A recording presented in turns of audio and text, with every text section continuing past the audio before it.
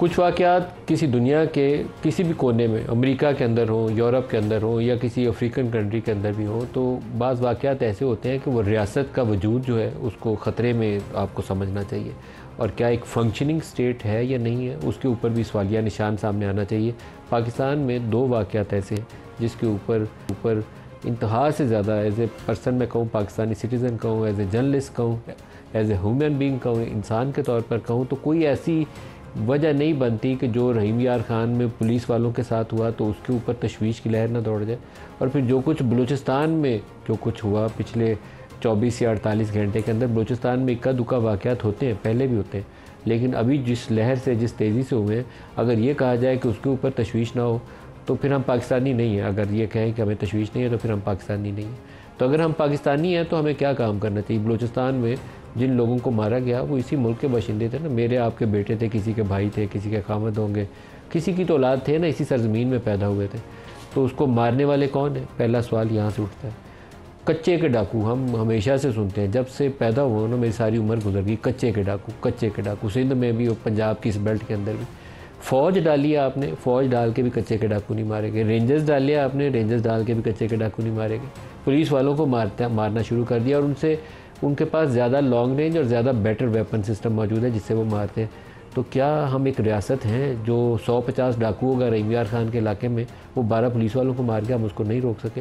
ये BLA क्या phenomena, पहले इसके ऊपर भी आप देखें। बलूचिस्तान लिबरेशन आर्मी का एक मजीद ब्रिगेड है, तो मजीद ब्रिगेड के अंदर कितने होंगे? 10 लाख लोग होंगे। हमारी 10 लाख फ़ौज है, क्या हम उसको काबू नहीं कर सकते? ये जो नफ़रत है ना दाखिली, असल सवाल जिसके ऊपर सारे आंखें बंद करते हैं, और हम लोग पूरी पाकिस्तानी कौम को, अभी हमारे चीफ मिनिस्टर साहब आके तो बड़ा वो वहदत का एक दर्स दे रहे थे, लेकिन आपको फंडामेंटल इश्यूज़ को एड्रेस करना पड़ेगा। आपके मुल्क के अंदर जितना दाखिली इंतशार होगा उसका अंजाम क्या होगा? 14 सिक्योरिटी फोर्सेस के जवान हैं, 10 फ़ौज के जवान हैं जो शहीद हुए हैं बलूचिस्तान के अंदर। टोटल 39 लोग हैं जिनको उन्होंने दहशतगर्दों ने मारा है। फ़ौज वाले भी मेरे बेटे, वो सिक्योरिटी के किसी और एजेंसी के भी थे, वो भी मेरे बेटे। वो जो 39 जिनको बसों से उतार के चुन के मारा गया है वो भी हमारे बेटे। तो इसका जवाब कौन देगा? ये दाखिली इंतशार आपको एड्रेस करना पड़ेगा। जितनी इंटरनल डिवीज़न होगी, जितनी दाखिली तकसीम होगी, मैं लड़ता रहूँ। जनरल आसिम ने बड़ा गलत काम किया, हुकूमत में मुदाखलत कर दी। जनरल आसिम कहे कि नहीं ये इमरान खान ने पाकिस्तान को तबाह कर दिया, इमरान खान कहे नहीं ये शहबाज शरीफ और आसिफ जरदारी ने तबाह कर दिया। लड़ लें और मुल्क का हाल कुछ नहीं बचेगा। जिस मुल्क के ऊपर हुक्मरानी का या बड़े बड़े ओहदों पर रहने का सबको शौक़ है, उसको बचाने के लिए पहले फ़िक्र करें। अगर वो बचाने की फ़िक्र आप लोग नहीं करेंगे तो आपको इन ओहदों पे, इन पोजीशंस पे, बड़े बड़े नामों का कोई हक़ हासिल नहीं है। और पाकिस्तान की पिछले 24-48 घंटे की सूरत हाल ऐसी है कि इन सारे लोगों को पाकिस्तानी कौम के सामने जवाबदेह होना चाहिए और अपने किरदार के ऊपर माफ़ी मांगनी चाहिए। एक और अफसोसनाक पहलू यह है कि हमारी पार्लिमान ऐसी सूरत हाल में 2 या 3 सिक्योरिटी के जवानों को कोई मार के चला जाए ना, तो उसके ऊपर आपकी पार्लिमान को सर जोड़ के बैठ जाना चाहिए। लाइव सेशन आपका पूरी कौम को दिखाना चाहिए और कॉजेज़ ढूंढनी चाहिए कि क्या वजह हुई कि 12 पुलिस वालों को मार दिया, क्या वजह हुई कि बलूचिस्तान के अंदर ही हुआ, और उसके ऊपर तब तक उठे नहीं जब तक आप सोल्यूशन उसका हल लेके वहाँ से उठते नहीं हैं। हमारी पार्लिमान की प्रायोरिटी क्या है? एक हिडन एजेंडा है जिसके ऊपर ये गौर कर रहे हैं कि किस तरीके से सुप्रीम कोर्ट और इस्लामाबाद हाई कोर्ट के जज काबू नहीं आ रहे। तो उम्र 68 साल करें, 68 ईयर करें तो फ़ायदा होगा कि 62 ईयर्स करें तो फ़ायदा होगा? क्या इस्लामाबाद हाई कोर्ट के जो जज हैं 6 जिन्होंने खत लिख दिया है वो इस्लामाबाद हाई कोर्ट के अंदर ही नहीं ठीक है, या किसी तरमीम करके इनको बलूचिस्तान हाई कोर्ट में फेंक दें तो ज़्यादा मैनेजेबल हो जाएंगे? अगर ये प्रायोरिटी है तो फिर बहुत ही दुख का मुकाम है और आपको इस पार्लियामेंट में रहने का कोई हक़ हासिल नहीं है। आपको शर्म आनी चाहिए और पाकिस्तानी कौम से इस पार्लियामान में फ्लोर पे खड़े होकर हमारे प्राइम मिनिस्टर को भी, वज़ीर दाखिला को भी, और जितने मुतलका बाकी लोग हैं उन सारों को हाथ जोड़ के माफ़ी मांगनी चाहिए। कभी इस कदर भी वहशतनाक वाक़यात हुए। मरने के बाद चले जाओ जी, घर ले लो, बच्चे को नौकरी भर्ती कर देंगे, वो जो दुनिया से बाप चला गया उसका कौन जवाब देगा? प्रोग्राम में इसके ऊपर भी बात करेंगे और क्या आईनी तरमीम हुकूमत गौर कर रही है उसके ऊपर भी बात करेंगे। जो हमारे साथ शुरू मायूम मोहम्मद है पाकिस्तान तहरीक इंसाफ से, आबिद शेर अली साहब हैं PMLN से, और माजिद निज़ामी साहब हैं, मारूफ एनालिस्ट हैं, सीनियर जर्नलिस्ट हैं। सबको प्रोग्राम में खुशामदीद कहता हूँ। हुमायूं साहब, पहले तो ये सिक्योरिटी वाला मामले पे डिस्कशन करनी चाहिए। बड़ी तकसीम होगी पाकिस्तान में। मैं तो एज ए जर्नलिस्ट पूछे ना तो दुआ मांगता हूँ कि ऐसा दिन आए कि मैं इस मरने मारने की ख़बरों से निकल कर, इस इंतशार वाली ख़बर से निकल कर किसी ढंग की ख़बर पे बात कर सकूँ। नहीं कर पाता।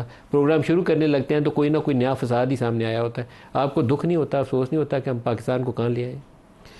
बिस्मिल्लाहिर्रहमानिर्रहीम। या का नाबुदो व या का नस्ताइन। देखिए नदीम साहब, आपने जो बातें की हैं वो हर एक के दिल की आवाज़ भी है, और मेरे ख़्याल में आज का एक तकाज़ा भी है कि हम सबसे पहले एज अ कौम ना हम बैठ के देखें। मैं मिसाल देता हूँ इस कौम की एक घर की तरह। आपको पता है हमारे कितना ज़्यादा इस मुल्क में कितना ज़्यादा ये रिवाज होता है कि एक घर के अंदर 3-4 भाइयों का किसी एक छोटे से इशू के ऊपर लड़ाई हो जाती है। कोई छोटी सी ज़मीन होगी, कोई छोटे से पैसे होंगे उसके ऊपर, और भाई भाई को कत्ल कर रहा है, भाई भतीजे को कत्ल कर रहा है, भतीजा चचा को कत्ल कर रहा है, चचा, ये सारी चीज़ें चल रही होती है। अब उसी को जब आप एक्स्ट्रापोलेट कर दे इन दी बिगर उस लिहाज से, that is exactly what is happening in Pakistan. अच्छा, इसकी अगर आप वजूहात पे जाएं, इसकी वजूहात में छोटी छोटी लेकिन बेसिक प्रॉब्लम्स हैं। अगर जान के मान पाऊँ तो उनमें से 2-3-4 प्रॉब्लम ऐसी हैं कि वो एड्रेस हो सकती हैं, लेकिन उनको हम एड्रेस करते नहीं हैं। मैं मिसाल देता हूँ, डॉक्टर हुमायूं एक टेररिस्ट है, या इसने कोई गलत काम किया है, इसने मुल्क के लोगों के साथ, मुल्क के दुश्मनों के साथ मिलके कुछ किया, पता चल जाता है, मुझे पकड़ के ले जाया जाता है इंटेरोगेशन के लिए। गुड, कोई पाकिस्तानी इस चीज़ के ख़िलाफ़ नहीं है। अब होता क्या है, हो सकता है डॉक्टर हुमायूं जो है ना टेररिस्ट और कहीं और निकल गया हो, अफ़गानिस्तान चला गया हो, कोई और गलत काम करने चला गया हो, और वो घर से गायब है।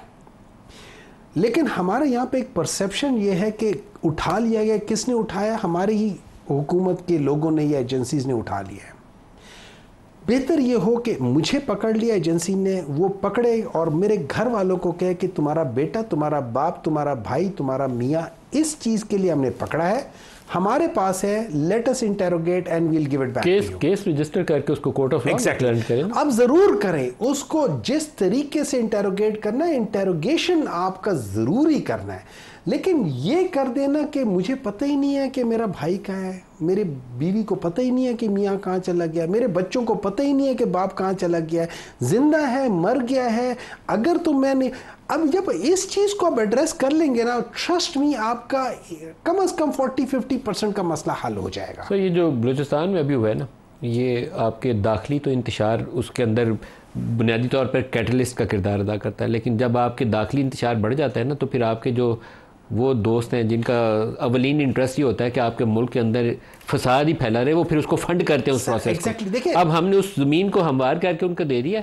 तो कोई इंडिया फंड करेगा, कोई और दुश्मन फंड करेगा, क्यों नहीं करेगा? मैंने देखे ना, मेरे दुश्मन, फ़र्ज़ करें मैं वही मिसाल देता हूँ घर वालों की, अब मेरे साथ वाला मोहल्ले वाला है, उसको पता है कि यार इस घर का ये पोर्शन मेरे हाथ आ जाए ना तो मेरी थोड़ी सी एक्स्ट्रा ज़मीन आ जाएगी, तो वो क्या कहेगा, एक भाई का जिसका कमरा उसकी तरफ होगा, वो से कहेगा यार उसने तो तुम्हें ये कर।